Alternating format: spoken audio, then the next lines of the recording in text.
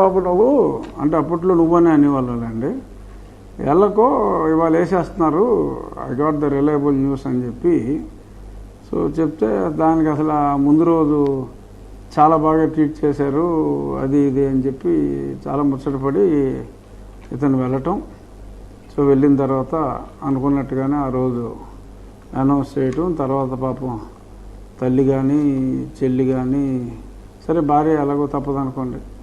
So అందరూ కూడా మరి రోడ్డు ఎక్కటం అవన్నీ బాగా గుర్తున్నాయి, అన్నీ కళ్ళెదురుగుండానే ఉన్నాయి. అప్పుడే 12 ఏళ్ళు అయిపోయిందా అన్నట్టుగా అనిపిస్తుంది.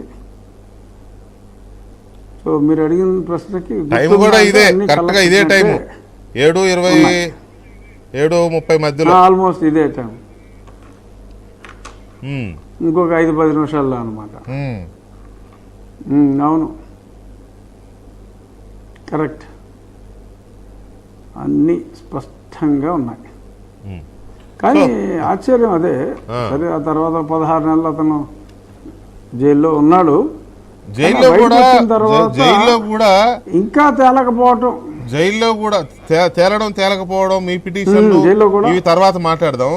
జైల్లో కూడా ఈయన అంటే స్వర్గ సుఖాలు సౌఖ్యాలు అని అనను కానీ ఆషామాషి జైలు జీవితం కాదంటగా ఈయన గడిపింది, అక్కడ ఉన్న వాళ్ళు చెప్తూ ఉంటారు. అవును చెప్తారండి. ఆయన ఆల్మోస్ట్ పొద్దున్న సాయంత్రం దాకా ఈయన ములాఖతులతోనే గడిపేవాడు. ఆయనకు సెల్ ఫోన్ ఉండేదని కూడా చెప్తారు. ఎందుకంటే అప్పుడు జైలర్కే ఆయన మరి అన్ని ఏర్పాట్లు చేసి ఉండకపోతే అతను మళ్ళీ సలహాదారుడిగా మళ్ళీ ఆంధ్రాకి కూడా తీసుకురారు కదా. అవును. సో డెఫినెట్గా ఆయనకు చక్కటి సౌకర్యాలన్నీ కల్పించారు. అంతవరకు బాగానే అయింది. He enjoyed his jail life, అందులో పెద్దగా ఇబ్బంది ఏమీ లేదు. ఈ రియల్లీ అంటే మామూలు వాళ్ళు పడినంత కష్టం అతను పడలేదని అయితే ఖచ్చితంగా చెప్పచ్చు. అతనికి ఏసీ రూమ్ అది ఎక్కువ, మార్నింగ్ నుంచి ఈవినింగ్ దాకా ఆ జైలర్ రూమ్లోనే ఉండి అందరినీ కలుసుకోవటం. ఆ తర్వాత ఆయన రూమ్లో కూడా కూలర్ ప్రొవిజన్ ఇచ్చారు, ఒక కుక్ ప్రొవిజన్ ఇచ్చారు. అవన్నీ ఉన్నాయి కాబట్టి అంత మిజరబుల్గా అయితే ఏం ఫీల్ అవ్వలేదు అన్నదే ఇన్ఫర్మేషన్. ఓకే, ఏదో అతనికి ఏదో కెపాసిటీ ఉంది, ఏదో చేసుకున్నాడు అనుకోండి. ఎందుకంటే అసలు అండర్ ట్రయల్ని మరి అన్ని రోజులు ఉంచినప్పుడు అన్ని రోజులు ఉంచడం కూడా ఒక రకంగా కరెక్ట్ కాదు.